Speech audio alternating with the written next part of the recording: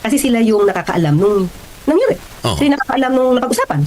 Kung may mali doon, kung yung naisulat sa enrolled bill ay mali at hindi tugma sa napag-usapan nila, sila dapat yung unang umalma. Una, bakit sila umaalma? Ngayon lang. Tanong naman natin, mas maganda, kahit sa atin, mabibinipisyohan tayo, kung bago na natipikahan niya, bigyan na nila, nakita ni Unga, ni Congressman Unga, may blanco to, kasi i-raise mo na yung issue. Privilege speech ka na. Bakit may blanco to? Paparatify niyo sa amin, may blanco to. O, di mas maganda. Mas maganda yung laban. Diba? Walang iisipin na after, at least at the time mga kakbid, mga kayubi, wala pang enrolled bill. Kasi ina-ratify pa lang eh. Sa tanong natin, nung niratify pa to sa plenary session, nasaan siya? Diba? Nasaan siya? Kalayan niya yan. Diba? Kasi sinasabi niya dito, klarong-klaro na eh. Klarong-klaro na walang karapatan itong si Congressman Ungab at yung ibang kongresista na nagrereklamo ngayon, tayong taong bayan, tayong mga ordinaryong Pilipino na wala na tayong karapatan na magreklamo patungkol dyan sa mga nangyayari sa Bicameral Committee meeting dyan sa 2025 budget mga kababayan. So parang sinasabihan tayo dito ni Attorney Claire mga kababayan na hayaan nyo na yan. Sinasabihan tayo na let it go. Hayaan nyo na yan kung anong gusto ng mga kongresista dyan, kung anong gagawin nila dyan, kung nanakawin nila yan, ibubulsa nila yan, ipamimigay nila yan, hayaan. Okay, magandang araw po sa inyo lahat and welcome po dito sa ating YouTube Tabunin PH channel mga kababayan. And nandito naman po tayo para sa ating panibagong reaction video mga kababayan. At ito, tignan natin itong mga balita na ito. Hanggang natin ito.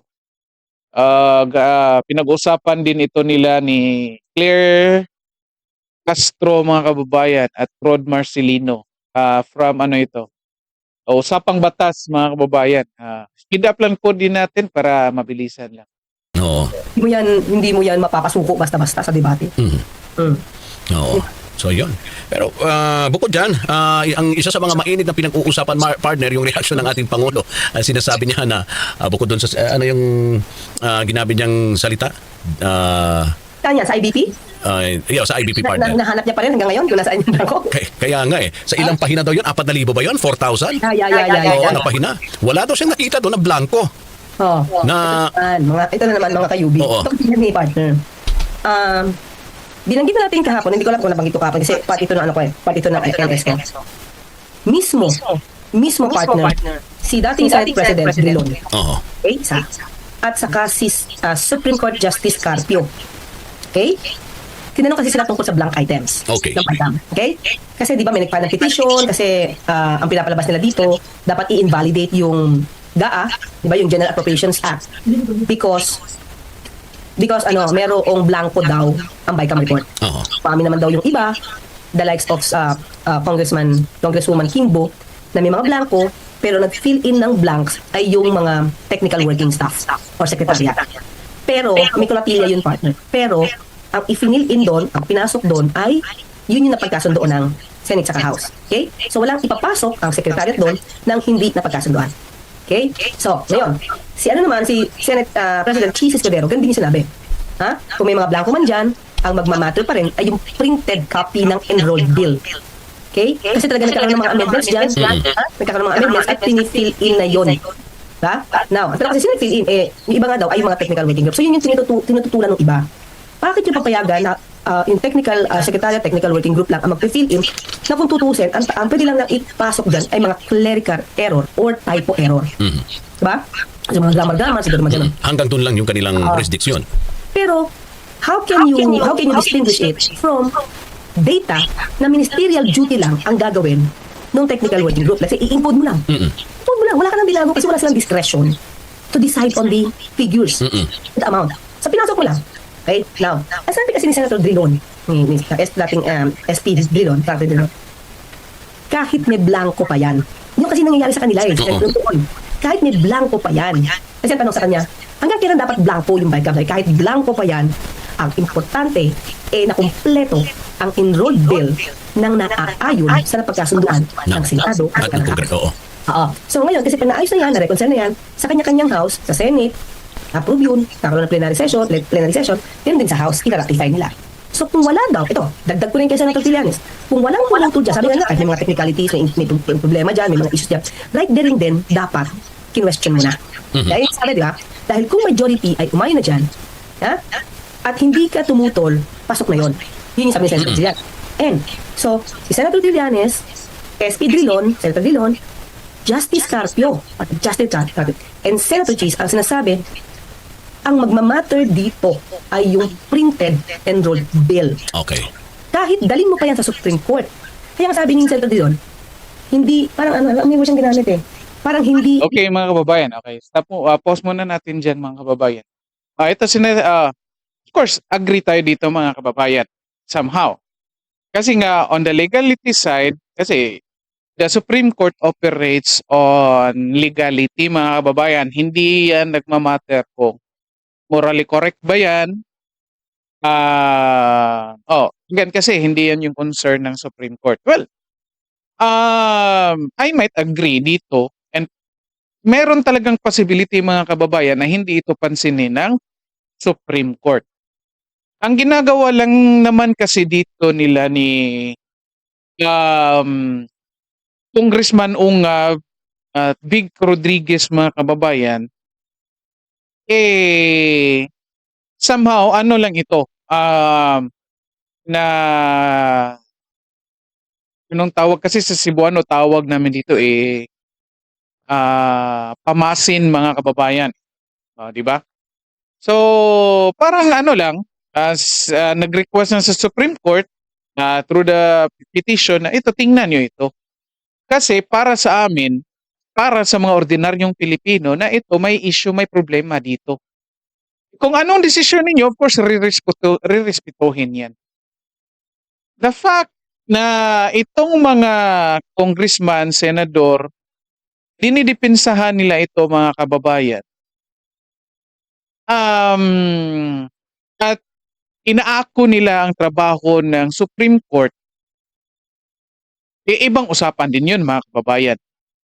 Karamihan dito sa mga dumidepensa sa mga nangyayari dito sa BICAM report, mga kababayan, yung mga senador at congressman na nandoon at yung mga pumirma, mga kababayan. Of course, expected yan, hahanapan mo yan ng lusot. At ito nga yung palusot nila.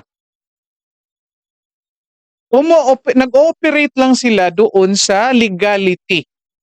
Yung basis ng legality. Kasi nga ito, ilusot nila. Well, sa tingin natin valid naman nga nag-fill in yung technical stuff, pero yan yung pinag-usapan namin. Pero ito nga, mga kababayan, bakit ina-allow yung ganyan? Diba? Kasi sa tingin ng taong bayan dyan, hindi pwede yan. Kayo dapat ang mag-fill up yan. At the same time, bago nyo pirmahan yan, dapat complete na yan. Diba? At the same time, mga kababayan, ito yung issue. Bakit wala raw nag-raise? On the legality side, it could be tama. Kasi pirmahan nila nang walang nag-raise ng issue, walang nagreklamo on the legality side. Pero mga kababayan, hindi ibig sabihin po na kapag walang nagreklamo, tama po yung nangyayari na yan. Ito nga, mga kababayan, yung ibang kongresista, nakita ito later na kasi minadali yung proseso.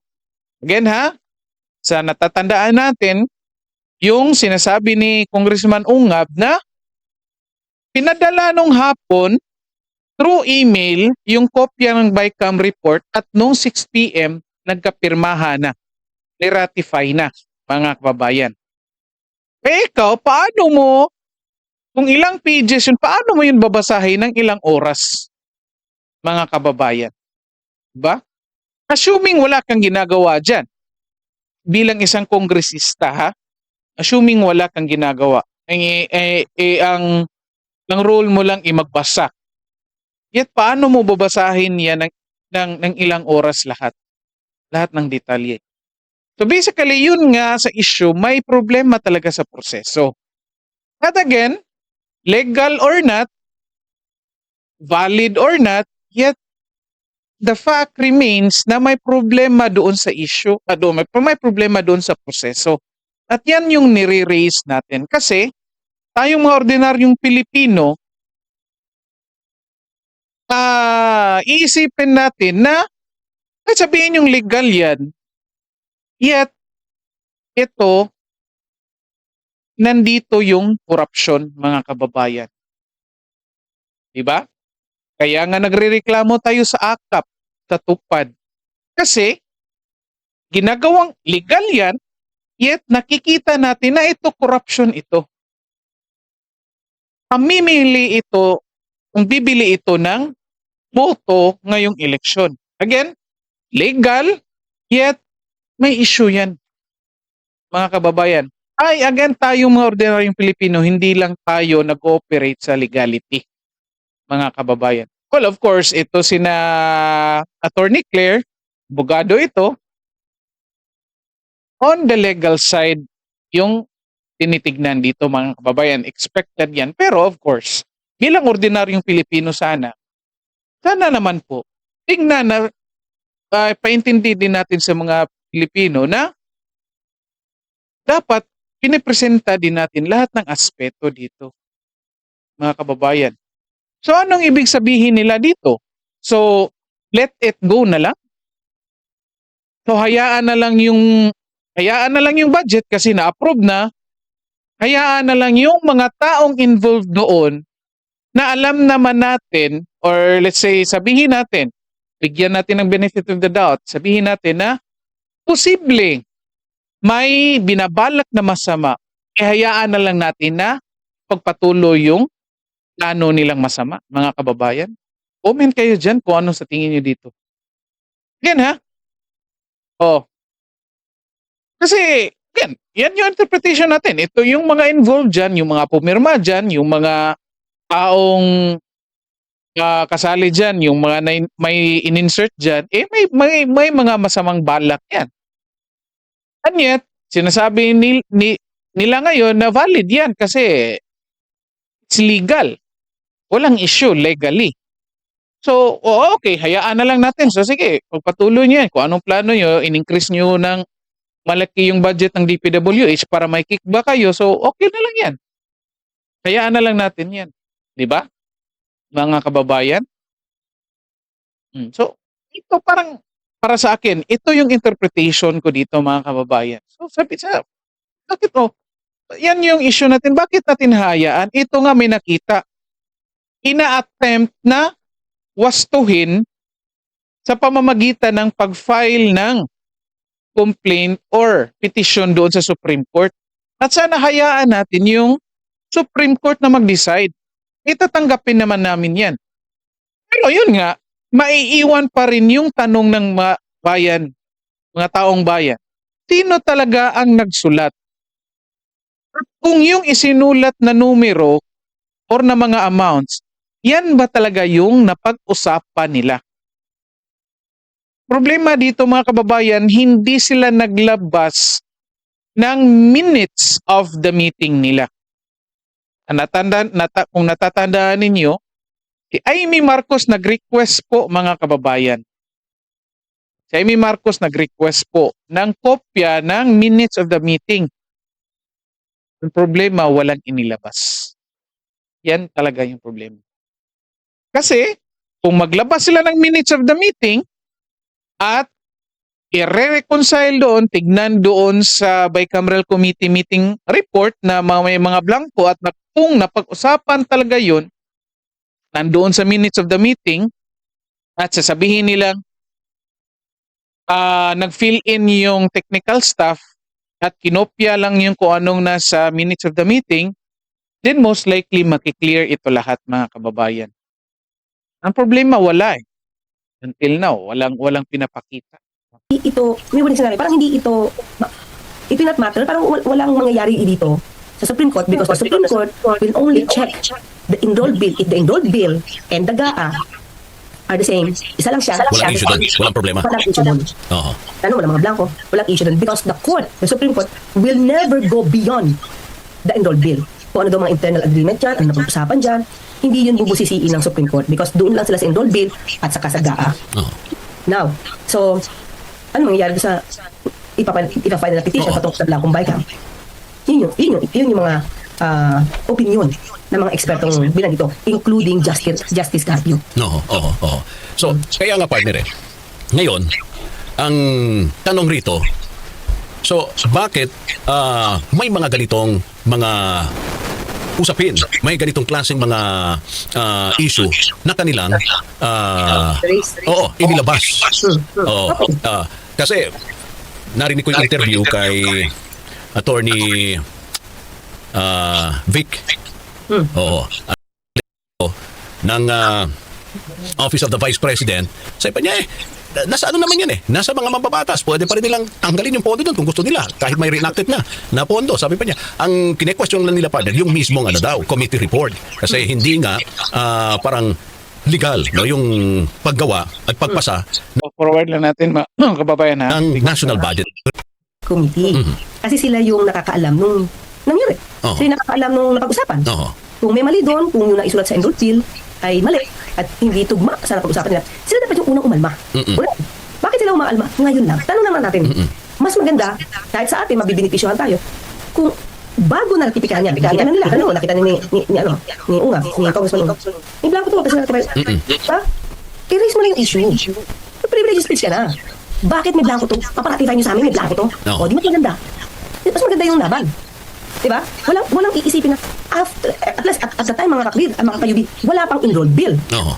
Kasi ina-ratify pa lang eh. So tanong natin, nung niratify pa to sa plenary session, nasaan siya? Oo. Diba? Nasaan siya? Nung may enrolled Ito mga kababayan ha. Ito naman to mukhang halata naman na I don't know, comment kayo dyan mga kababayan. Itong si Attorney Claire naman mga kababayan, no? Medyo halata talagang akalain nyo mga kababayan. It's so disappointing mga kababayan. Si abogado, nag-ooperate on the legality side, di ba? Well, it could be kasi bilang abogado, kinakampihan niya itong on the legality side of the General Appropriations Bill. Kasi parang sinasabi niya dito na useless yung complaint niyo. Kasi na-print na ito, napirmahan na, na bill na, naging act na. Okay? Pero, yung tono dito ni Attorney Claire mga kababayan, parang sinasabi niya na kasalanan ito ni Unga, bakit parang nagkakagulo ito ngayon? Diba? Tingnan nyo, diba napakinggan nyo naman. Parang biniblame niya dito si Unga, bakit hindi ka nagsalita doon? Nung time na yun, bakit hindi ka nagsalita? Diba? And of course mga kababayan, alam naman natin kung kailan lang ito nakita ni Ungab at kailan, anong nangyari yung time na yun, diba? In-explain ito ni Ungab, mga kababayan, kung natatandaan ninyo. In-explain ito. Pinadala ito nung hapon, pinirmahan ito nung 6 p.m. or 7 p.m. mga kababayan. Diba? Ito, I think hindi ito alam ni Attorney Claire mga kababayan. Kasi parang sa naintindihan ko, based sa sinasabi niya na parang nandoon ka, Ungab. Bakit hindi ka nagsalita? Bakit nagpirmahan kayo? Diba? Yan yung yan yung sinasabi niya dito. Ito nga, in-explain ni Ungab, mga kababayan, na nadala nung hapon, pinirmahan nung gabi. Or 6 or 7 p.m. mga kababayan. And yet, ngayon, nung nag-open na sila ng email, pinasa na nila, nakita nila na ang daming blanco pala. Diba? So, eto na nga, nagsalita na ngayon. Kasi nung time na yun, wala eh. Walang chance eh. Walang chance na magsalita. Walang chance na magsalita. At eto ngayon, nagkaroon ng time, mabasahin, usisiin, at eto, nakita, kaya nagsalita. Anong gusto mo? Anong gusto mo dito kay Congressman Ungab? Hindi na lang magsalita para walang gulo dito sa 2025 budget. Ako mga kababayan, at I don't know ha, ito para sa akin. Comment kayo dito. Ito disappointing ito eh. Kasi inasahan ka ng tao, kasi abogado ka, may explain mo, ano nangyayari dito. And yet, parang kinakampihan mo itong mga ginagawang kabulastugan ng mga kongresista dito. And yet, biniblame mo pa itong taong nagrereklamo, itong mga tayo. Sige mga kababayan, ngayon hindi na lang si Ungab yung nagrereklamo ha. Hindi na lang si Congressman Ungab. Yung Kabayan Black, si Raul Manuel, nagrereklamo na din mga kababayan. Palaging binabanata natin yan. And yet ngayon, the same yung clamor nila na may milagrong nangyayari doon sa bicameral committee meeting. Ako. Indol bill na, alam niyo naman na ano ang effect ng indol bill, especially sa korte. Di ba? At napirmahan na yung GAA. Kailan na pinima to? December 30, right? Yes.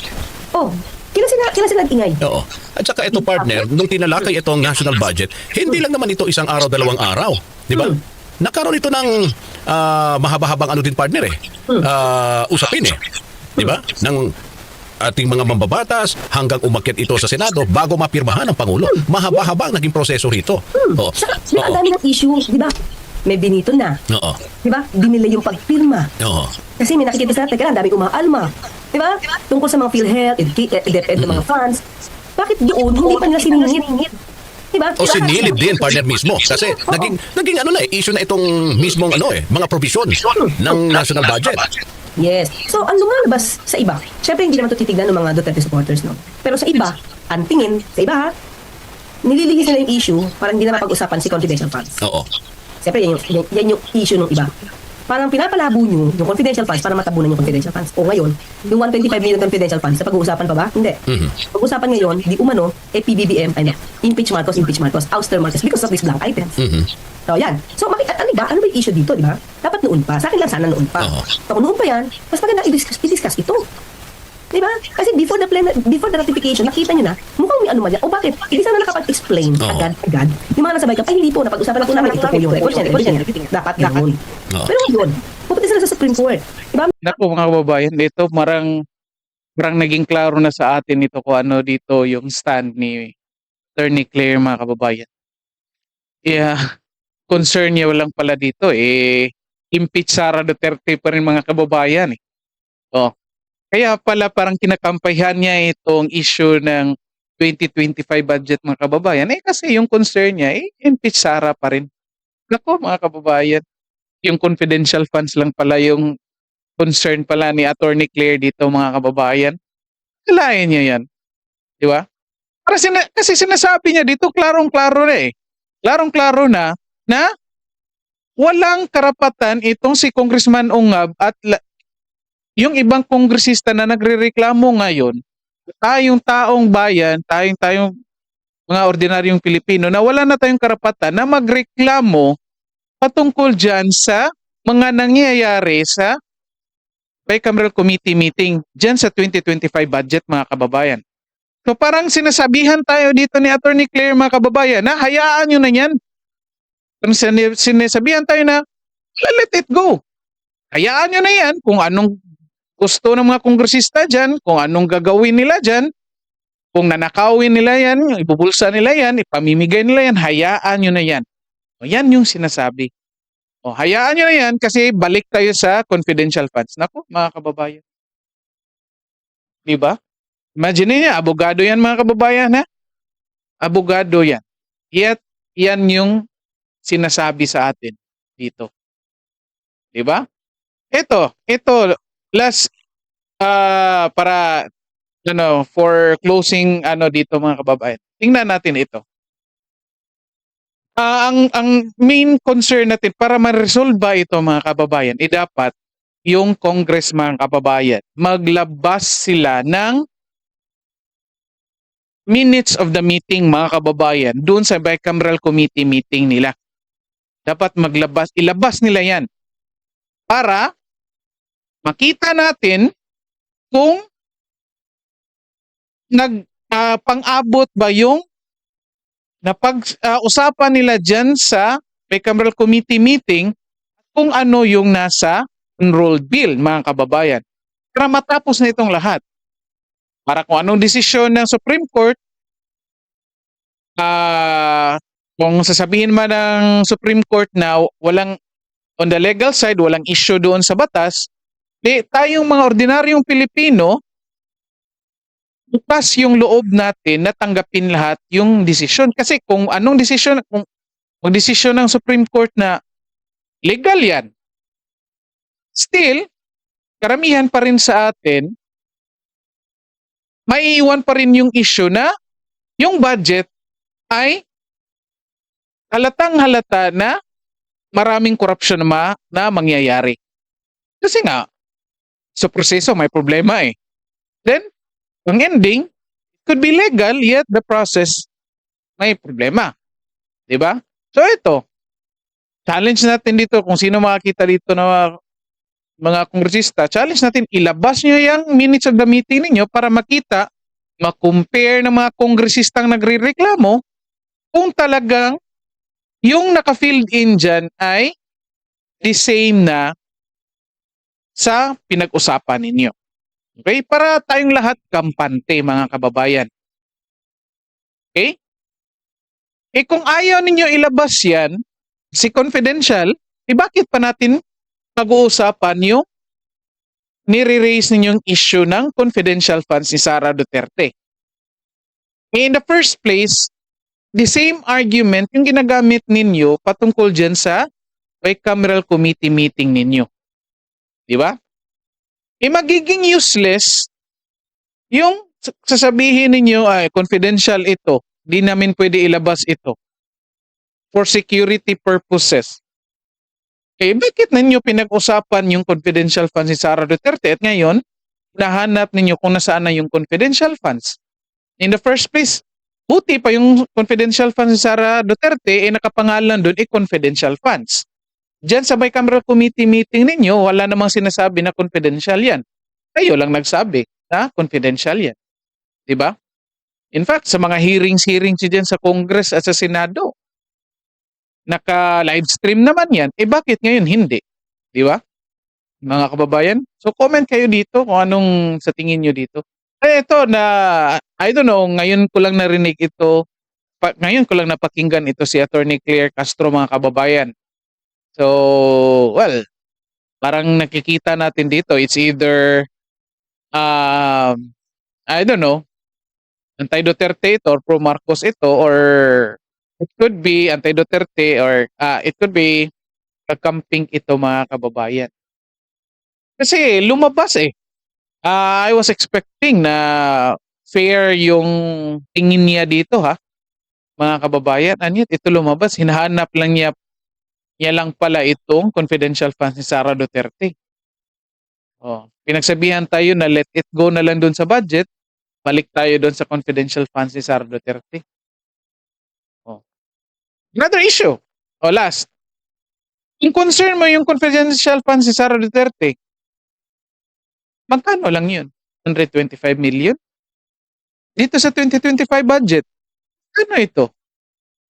Ito mga posibleng mawawala sa pera ng taong bayan. Magkano ito? 'Di ba? Billions ito. Bakit ka focus lang doon sa confidential funds ni Sara Duterte at sasabihin mo sa amin na let it go na lang itong 2025 budget? Dito na lang po muna tayo, mga kababayan. Again, comment kayo dyan kung ano sa tingin nyo dito. And then, paki-like and share ng video natin. Then, paki-subscribe na din po sa channel natin. So maraming salamat po sa lahat at magandang araw po sa inyo.